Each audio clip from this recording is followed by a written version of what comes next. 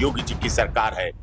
दंगा लेने वाला या तो जमींदोज है या जेल में है या फिर उत्तर प्रदेश को जी ने इस देश की महिलाओं को 30% आरक्षण संसद में दे दिया, विधानसभा में दे दिया। इस देश की महामहिम राष्ट्रपति महिला है, कई प्रदेशों की महामहिम गवर्नर महिला हैं, ऑनरेबल सुप्रीम कोर्ट में जस्टिस महिला हैं, कई हाई कोर्ट की जस्टिस और चीफ जस्टिस महिला हैं, हवाई जहाज महिलाएं उड़ा रही हैं, आदित्य एल मंसूर की सफलता महिला जम्मू कश्मीर लद्दाख लेके मुस्लिम IAS IPS बन रहे। आज वहां राष्ट्रीय ध्वज लहरा रहा है। आज वहां जो स्टीमर हैं, हाउस बोट हैं, उन पे शिकारा में यात्री बढ़ रहे। शासनकाल में 370 हटाई, हमने हटाई। 35 से हटाई। जम्मू कश्मीर में कौन रहता था, लद्दाख में कौन रहता था, लेह में कौन रहता था, श्रीनगर में कौन आतंकवादी मारे जाते थे। लाला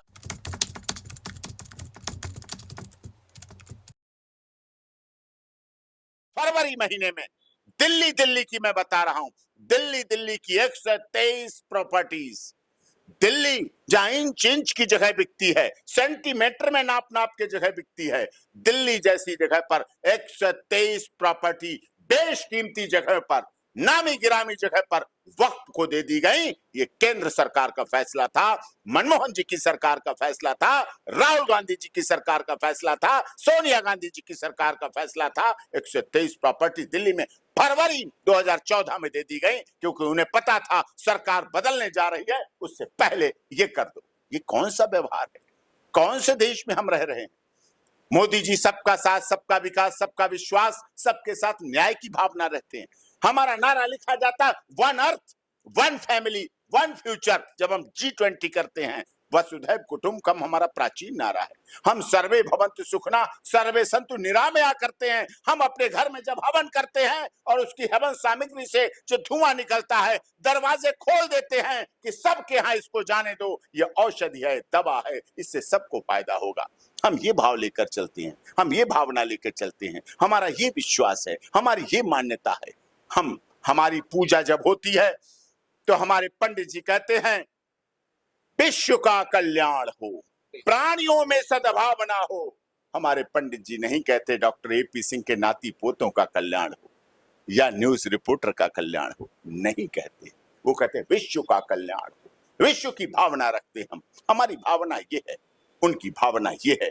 तो इस तरह से जो अभी तक गलत चल रहा था, और जो कुछ लोग आरोप कहते हैं, जो आपने कहा, ओवैसी जी ने कहा मोदी जी के शासनकाल में मुसलमान के ऊपर किया, बिल्कुल गलत। मोदी जी के शासनकाल में 370 हटाई, हमने हटाई। 35 से हटाई। जम्मू कश्मीर में कौन रहता था, लद्दाख में कौन रहता था, लेह में कौन रहता था, श्रीनगर में कौन आतंकवादी मारे जाते थे, लाल चौक पे मुस्लिम मारे जाते थे, मुस्लिम पत्थरबाजी का शिकार होते थे, मुस्लिम पे मुकदमे लगते थे। आज हमारे जम्मू कश्मीर लद्दाख लेके मुस्लिम IAS IPS बन रहे। आज वहां राष्ट्रीय ध्वज लहरा रहा है। आज वहां जो स्टीमर हैं, हाउस बोट हैं, उन पे शिकारा में यात्री बैठ रहे हैं।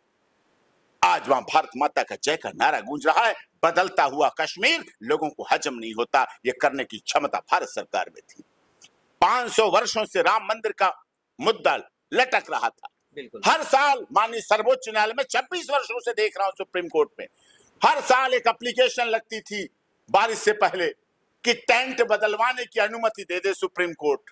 वाह भाई वाह, राम है सबके आराध्य, रामायण है सबकी आराध्य, रामलीला हर साल होता है। लेकिन अयोध्या में वो टेंट जो साल में बेकार हो जाता था, वो टेंट जो चूने लगता था, उसको भी बदलवाने के लिए सुप्रीम कोर्ट में सुनवाई होती थी कि राम मंदिर चूते हुए में रह रहे हैं, बारिश में रह रहे हैं, तो बदलने के लिए अपोज किया जाता था, विरोध किया जाता था, तब कहीं जाके एक टेंट लग पाता था।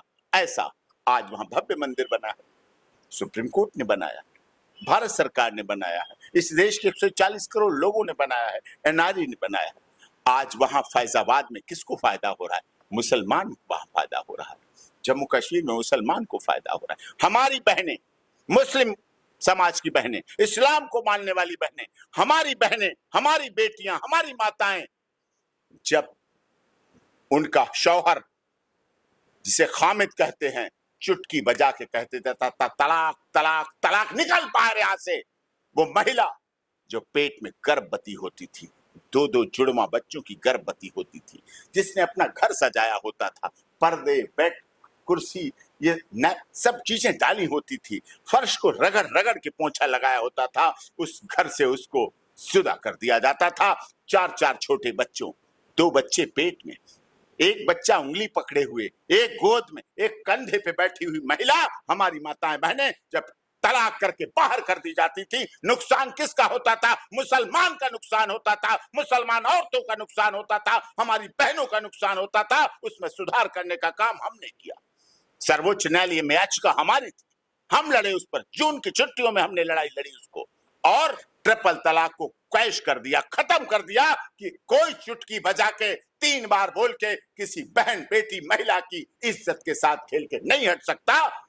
जो फिल्मों में हम सुनते थे बचपन में कि तलाक तो दे रहे हो नजरे कहर के साथ, मेरा शवाब भी लौटा दो मेरी मेहर के साथ। शवाब नहीं, मेहर नहीं, तुझे सारा घर मिलेगा और तू अपने घर की गृह मंत्री कहलाएगी और पति तेरा बाहर होगा, तू घर में रहेगी।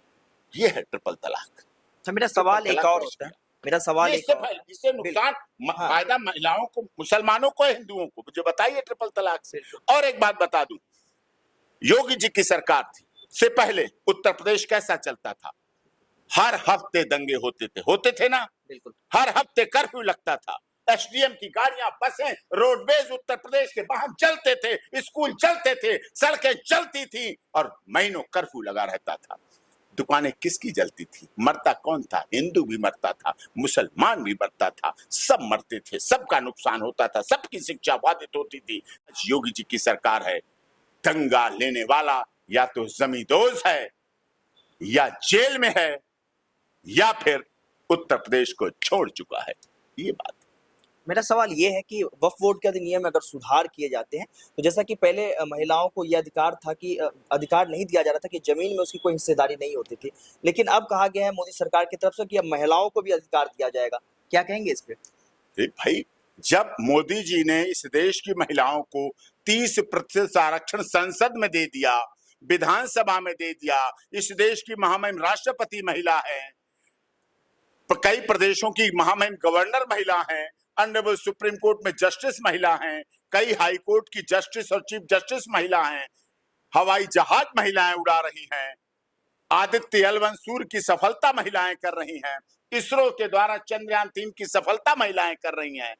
तो महिलाएं क्यों नहीं होंगी वक्त में? 2 महिलाएं होंगी।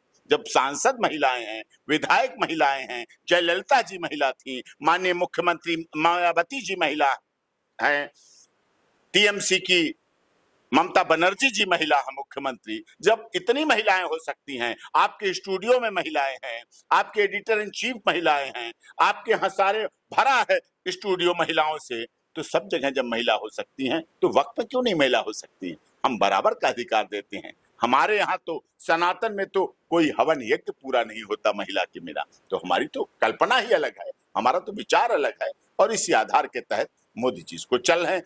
अगर भारत महिलाओं के लिए सुरक्षित ना होता, अगर भारत मुसलमानों के लिए सुरक्षित ना होता, तो क्या बांग्लादेश की माननीय प्रधानमंत्री शेख हसीना जी अपने यहां उत्पात होने पर भारत आती?